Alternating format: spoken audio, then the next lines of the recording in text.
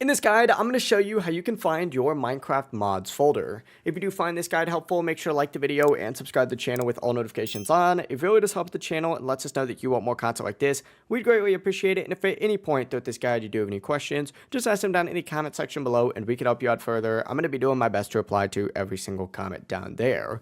Now, for mods to actually show up in Minecraft, you're going to need two things first. You're first going to need to be using a mod loader, and second, your mods are going to need to be placed inside the correct mods folder. To actually find that mods folder, begin by opening up that Minecraft launcher, and on the left-hand sidebar, go ahead and make sure that you are selected on Java Edition, and then from here, go up to the very top and tap on Installations, and in this section, find whatever installation you're currently using. In this case, I'm using Fabric Loader 1.21.11. Go ahead and go over to the right side and you'll see an installations folder. Select that. Once the folder does open, if you scroll down a little bit, you'll see that you'll have a mods folder in here. This is where all of your mods should go. So if I open this up, you'll see that I have some mods in here right now. That being said, if you don't see a mods folder, no worries. Just scroll down a little bit and then just right click, honestly, anywhere in like a blank space, hit new, hit folder, and make sure that you title it mods spelled exactly like that. Otherwise, it will not work.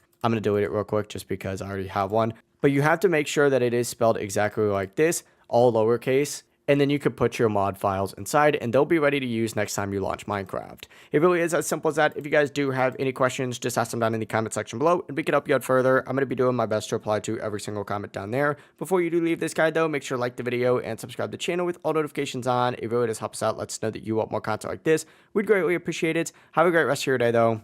Peace.